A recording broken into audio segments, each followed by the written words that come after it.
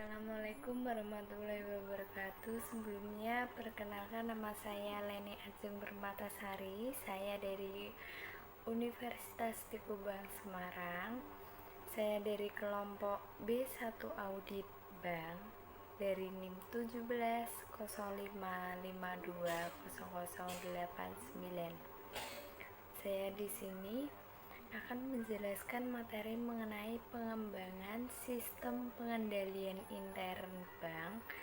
Ruang lingkup materi yang pertama mengenai aplikasi pengembangan sistem pengendalian yang terdiri atas mengembangkan sistem, membina manusia, dan aspek kebudayaan atau aspek budaya. Kemudian materi yang kedua yang akan saya sampaikan itu mengenai keberhasilan pelaksanaan sistem pengendalian. Sebelumnya kita akan melakukan review mengenai apa itu pengendalian internal bank dan apa tujuannya. Pengendalian intern bank itu merupakan suatu kebijakan untuk mengamankan aset bank yang berguna untuk mempertahankan kehidupan bank dengan segala upaya, termasuk mengurangi dampak kerugian, mengurangi kecurangan dan pelanggaran terhadap aspek kehati-hatian, di mana aspek kehati-hatian itu harus ditanamkan sejak dini karena jika tidak dapat mengancam kerugian. Apa tujuannya?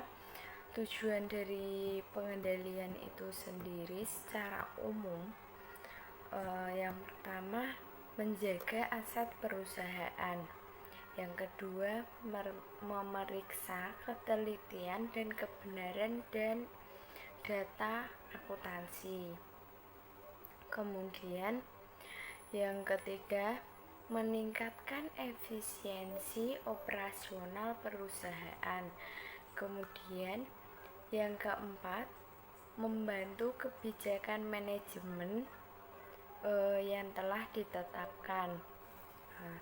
Sedangkan tujuan pengendalian internal oleh bank itu sendiri, yang pertama tujuan kepatuhan, di mana tujuan kepatuhan itu untuk menjamin bahwasanya semua kegiatan usaha bank telah dilaksanakan sesuai dengan ketentuan bank dan peraturan perundang-undangan yang berlaku, baik yang dikeluarkan oleh pemerintah,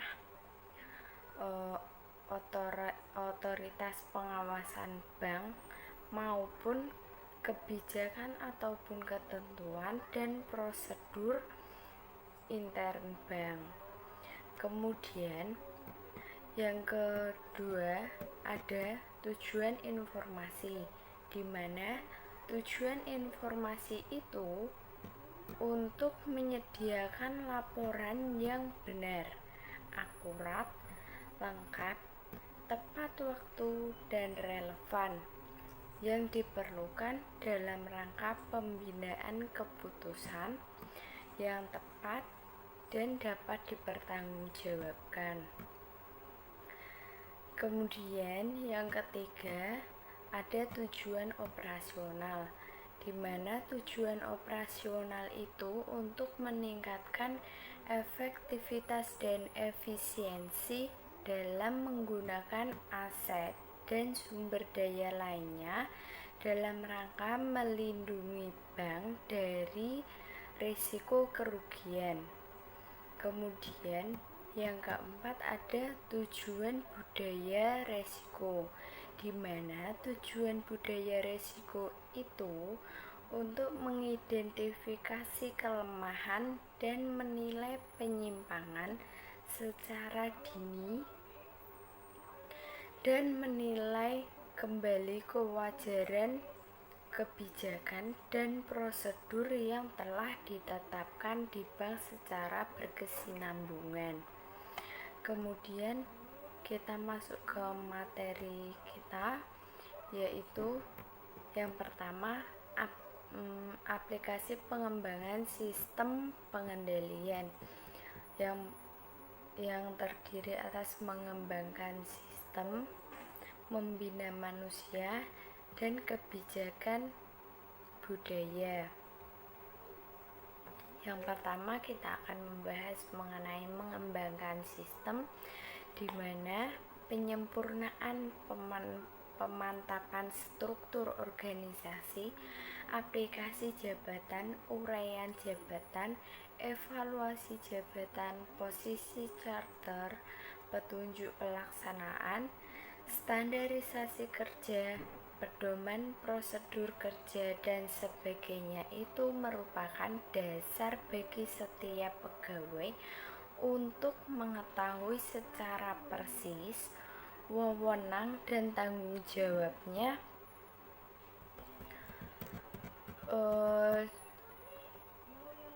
sehingga kinerja yang dilakukan oleh setiap pegawai unit kerja dan bank secara keseluruhan dapat diukur secara jelas. Kemudian ada beberapa prinsip pokok dari sudut sistem pengendalian internal untuk mengembangkan hal tersebut. Yang pertama, pemisahan fungsi secara tepat, di mana pemisahan fungsi itu memerlukan rencana organisasi yang baik dalam arti sederhana, fleksibel, dan menunjukkan garis wewenang dan tanggung jawab. Apabila terjadi pelanggaran konsep, fungsi risiko yang ditanggung sangat besar. Pemisahan fungsi bagi personil bank harus dilaksanakan secara konsisten. Kemudian ada unsur pemisahan fungsi. Yang paling pokok itu adalah pemisahan fungsi operasi, pemisahan fungsi penyimpanan, pemisahan fungsi akuntansi, di mana pemisahan fungsi operasi itu adalah atau pelaksanaan transaksi itu adalah fungsi yang memiliki wewenang untuk melaksanakan suatu kegiatan, misalnya back office, transfer, ekspor impor, clearing, dan sumber daya manusia, di mana setiap kegiatan dalam perusahaan memerlukan sistem otorisasi dari manajer fungsi yang memiliki wewenang untuk melaksanakan kegiatan tersebut. Kemudian ada fungsi akuntansi. Fungsi akuntansi adalah fungsi yang memiliki wewenang untuk mencatat peristiwa keuangan perusahaan, misalnya akuntansi keuangan, laporan keuangan, pengawasan data dan verifikasi, sistem informasi manajemen, dan teknologi informasi. Suatu fungsi itu tidak boleh diberikan tanggung jawab penuh dalam melaksanakan tugas transaksi. Kenapa? Agar tidak terjadi penyalahgunaan wewenang, khusus dalam organisasi cabang bank. Secara lebih spesifik, fungsi-fungsi itu dapat dibagi lagi menjadi 3. Yang pertama, fungsi pelayanan kepada nasabah, antara lain teller, customer service relationship officer, penagihan dan penyelesaian kredit. Kemudian yang kedua ada fungsi operasi atau pelaksanaan kerja. Kemudian yang ketiga ada fungsi akuntansi. Untuk menghindari kemungkinan penyimpangan, perlu diketahui pemisahan tugas tersebut. Yang pertama, pemisahan tugas penyimpangan dan petugas pembukuan. Kemudian yang kedua, pemisahan tugas otorisasi transaksi dengan petugas penyimpanan aset. Kemudian yang ketiga ada pemisahan tugas dalam fungsi akuntansi. Seorang pegawai tidak bertugas mencatat dari aslinya hingga membukukan pada buku besar. Kemudian ada pemisahan tanggung jawab operasional dan tanggung jawab pembukuan. Kemudian sistem wewenang dan prosedur pencatatan. Ini sistem wewenang dan prosedur pencatatan ini perlu pencatatan untuk mengendalikannya. Pencatatan perlu akurat, cepat, dan tepat.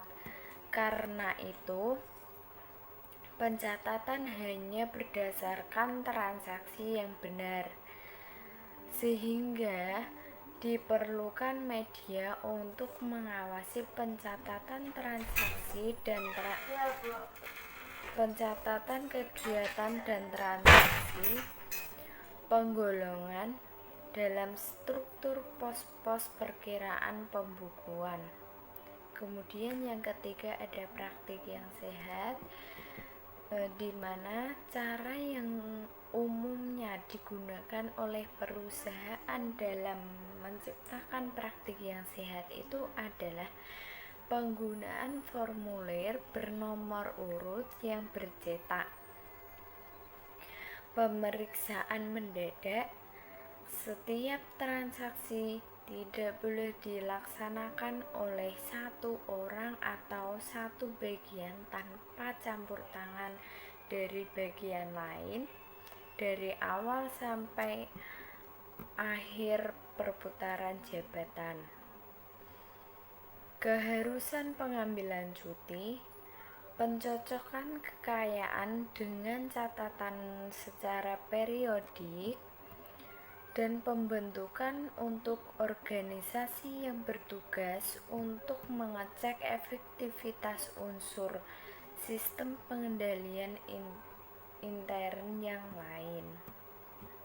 Kemudian yang keempat ada karyawan yang mutunya sesuai dengan tanggung jawab, di mana karyawan yang jujur dan ahli dalam bidang yang menjadi tanggung jawabnya akan dapat melaksanakan pekerjaannya itu secara efektif dan efisien. Hal ini sangat memberikan pengaruh yang signifikan karena pemilihan karyawan yang mempunyai integritas dan kemampuan yang memadai dapat menjadi pertimbangan manajemen dalam hal biaya dan manfaat. Untuk mendapatkan karyawan yang kompeten dan dapat dipercaya, berikut ada cara-cara yang baik untuk digunakan. Yang pertama, seleksi kepada calon pegawai. Itu berdasarkan persyaratan yang diikuti oleh pekerjaannya, yang dituntut oleh pekerjaannya. Untuk memperoleh karyawan yang mempunyai kecakapan yang sesuai dengan tuntutan tanggung jawab yang akan dipilihnya, manajemen itu harus mengadakan analisis jabatan yang ada dalam perusahaan dan menentukan syarat-syarat yang harus dipenuhi oleh calon karyawan yang akan menduduki jabatan tersebut. Kemudian ada pengembangan pendidikan karyawan selama menjadi karyawan perusahaan sesuai dengan tuntutan perkembangan pekerjaannya. Kemudian yang B, membina manusia yang terdiri dari meningkatkan mutu kepemimpinan, di mana meningkatkan mutu kepemimpinan itu dapat ditingkatkan dengan cara pelimpahan wewenang dan tanggung jawab kerja yang jelas. Di samping itu, perlu dilakukan pembinaan atas keterampilan manajerial yang dilaksanakan dengan cara memberikan tauladan ataupun memberikan pelatihan di luar bank. Keterbukaan hubungan kerja dan pendekatan. Kemudian yang kedua ada keterbukaan hubungan kerja dan pendekatan, di mana hal ini itu sangat penting karena hal yang terpenting itu adalah sasaran tim, sehingga orang dapat menghargai kinerja tim dan terlihat dalam kerjasama tim dalam satu tim kerja. Kemudian yang ketiga ada mawas diri, disiplin, dan tidak kolusi. Dapat dibentuk dan dibina dalam suatu organisasi yang memungkinkan berkembangnya pribadi setiap orang untuk selalu introspeksi diri secara terbuka. Seseorang yang memiliki sikap mawas diri dalam bekerja itu memiliki keinginan untuk terus maju, misalnya tidak tergesa-gesa dalam pengambilan keputusan. Kemudian yang keempat ada peningkatan motivasi dan pembinaan personil. Awal dari pengembangan dan pembinaan segenap personil bank, motivasi setiap pegawai itu perlu diarahkan untuk dapat memberikan kontribusi positif bagi pengembangan bank. Kemudian yang kelima, peningkatan etos kerja. Peningkatan etos kerja itu berhubungan dengan perencanaan yang baik, disiplin, dan menghargai waktu, tanggung jawab taktis dan efisien, serta semangat dalam bersaing sehat. Cara yang paling utama untuk menumbuhkan etos kerja itu harus tumbuh dari diri sendiri. Berikut ada beberapa cara yang dapat meningkatkan etos kerja. Yang pertama itu menumbuhkan sikap optimis. Kemudian yang kedua, jadilah diri sendiri. Yang ketiga, disiplin dan menghargai waktu. Yang keempat, konsentrasi. Kemudian yang kelima, bekerja itu tujuannya sebagai ibadah. Kemudian yang C, aspek budaya, di mana aspek budaya itu perlu dihilangkan rasa ewoh bekewuh atau sungkan menyampaikan hal yang jelek, negatif, dan tidak menguntungkan kepada atasan ataupun bawahan. Kemudian perlu dihilangkan persepsi negatif tentang pengawasan, audit, ataupun pengamanan. Kemudian perlu selalu ditingkatkan dan dipelihara rasa ikut tanggung jawab. Kemudian harus dijaga sikap ABS atau asal bapak senang, sikap apatis, dan sikap negatif. Kemudian perlu selalu dipelihara suasana lingkungan kerja yang mendorong gairah kerja. Sasaran yang digunakan untuk mendukung keberhasilan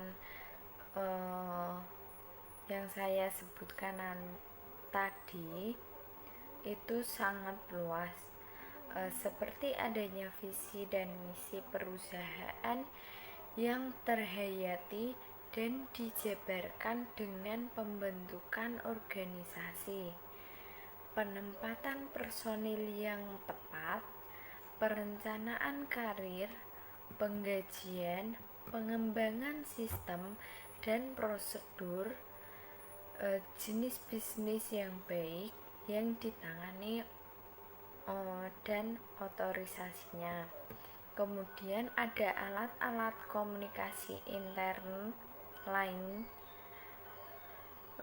yang dapat menunjang tercapainya tujuan bank akan tumbuh dan berkembang, seperti klub-klub profesi, forum diskusi, media diskusi, penggajian. Semua sasaran ini dapat digunakan untuk menjunjung pencapaian pengendalian yang handal. Kemudian saya akan membahas materi yang kedua, yaitu indikator keberhasilan pelaksanaan sistem pengendalian, di mana pelaksanaan sistem pengendalian di lingkungan bank itu memerlukan komitmen dari semua pihak, mengingat semua jajaran yang terlibat secara langsung. Sebagai indikasi dari keberhasilan pelaksanaan pengendalian dapat dilihat, yang pertama, menurunnya angka keluhan nasabah. Yang kedua, menurunnya angka penyelewengan dan kecerobohan. Kemudian yang ketiga, berkurangnya kemacetan dalam pelaksanaan pekerjaan. Kemudian yang keempat, berkurangnya kasus-kasus khusus. Yang kelima, meningkatnya keterampilan pegawai bank dalam melaksanakan pekerjaan. Kemudian meningkatnya efisiensi pelaksanaan pelayanan bank. Kemudian meningkatnya disiplin kerja pegawai yang diimbangi pula dengan meningkatnya kegairahan prestasi dan produktivitas kerjanya. Kemudian meningkatnya kesehatan bank secara keseluruhan. Sekian presentasi dari saya. Sebelumnya, mari kita simpulkan dari materi yang saya sampaikan mengenai aplikasi pengembangan sistem pengendalian, di mana yang aplikasi pengembangan sistem pengendalian tadi terdiri atas 3. Yang pertama, mengembangkan sistem. Yang kedua, membina manusia. Yang ketiga, aspek budaya, di mana mengembangkan sistem itu merupakan penyempurna pemantapan sebagai dasar bagi setiap pegawai untuk mengetahui secara persis wewenang dan tanggung jawabnya, sehingga kinerja setiap pegawai unit kerja itu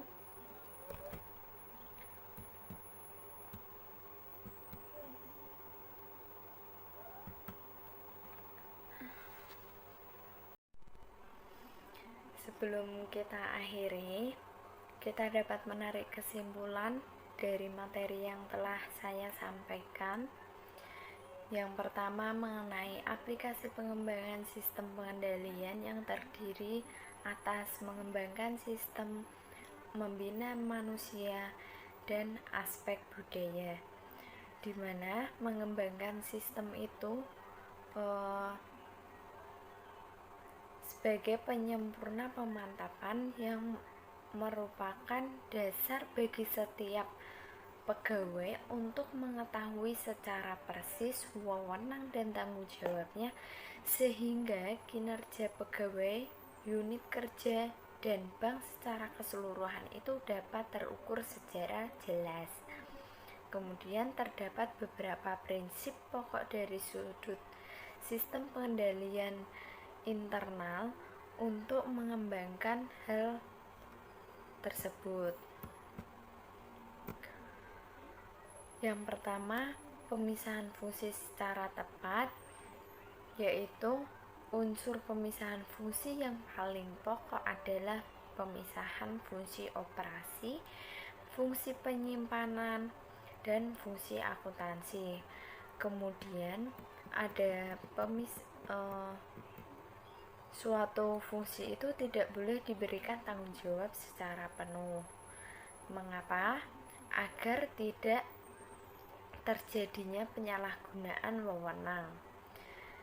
Dalam kasus organisasi cabang bank, secara lebih spesifik, fungsi-fungsi tadi dapat dibagi lagi menjadi 3. Yang pertama, fungsi pelayanan kepada bank, yaitu teller, customer service of relationship officer, penagihan, dan penyelesaian kredit. Yang kedua, ada fungsi operasi atau pelaksanaan kerja.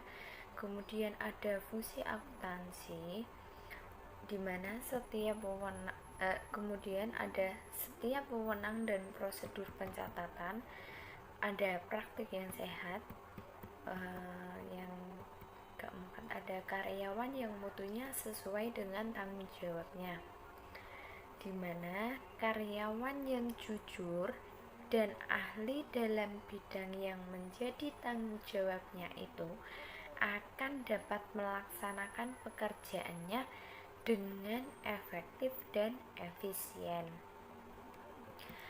Kemudian membina manusia. Yang pertama itu meningkatkan mutu kepemimpinan, di mana dapat ditingkatkan dengan cara melimpahkan wewenang dan tanggung jawab kerja yang jelas. Kemudian ada keterbukaan hubungan kerja dan pendekatan. Ada mawas diri, disiplin, dan tidak kolisi, di mana mawas diri tadi itu tercipta dari diri sendiri.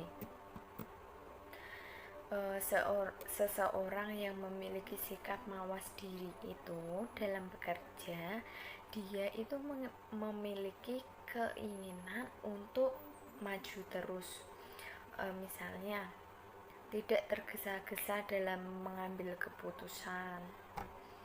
Kemudian ada peningkatan motivasi dan pembinaan personil, di mana motivasi setiap pegawai itu diperlukan untuk diarahkan agar dapat memberikan kontribusi positif bagi pengembangan bank. Kemudian peningkatan etos kerja, di mana etos kerja itu berhubungan dengan perencanaan yang baik, disiplin dan menghargai waktu, tanggung jawab taktis dan efisien, serta semangat dalam bersaing sehat. Kemudian cara yang paling utama dalam menumbuhkan etos kerja itu harus dari dalam diri sendiri. Kemudian ada aspek budaya. Aspek budaya tadi perlu dihilangkan rasa ewoh pekewoh, perlu dihilangkan persepsi negatif tentang pengawasan, audit ataupun pengamanan, perlu selalu ditingkatkan dan dipelihara rasa ikut tanggung jawab, perlu harus dijauhkan sikap ABS atau asal bapak senang, sikap apatis dan negatif. Kemudian perlu selalu dipelihara suasana lingkungan kerja yang mendorong gairah kerja. Kemudian yang terakhir, indikator keberhasilan pelaksanaan sistem pengendalian, di mana pelaksanaan sistem pengendalian di lingkungan bank itu memerlukan komitmen dari semua pihak, mengingat semua jajaran dan keterlibatan secara langsung. Demikian materi yang dapat saya sampaikan mengenai pengembangan sistem pengendalian internal bank. Mengenai ruang lingkup yang pertama, aplikasi pengembangan sistem pengendalian yang terdiri atas mengembangkan sistem membina manusia dan aspek budaya. Yang kedua, indikator keberhasilan melaksanakan sistem pengendalian. Apabila dalam penyampaian tadi mungkin ada salah kata ataupun ada kata yang kurang berkenan, kurang lebihnya saya mohon maaf. Wassalamualaikum warahmatullahi wabarakatuh.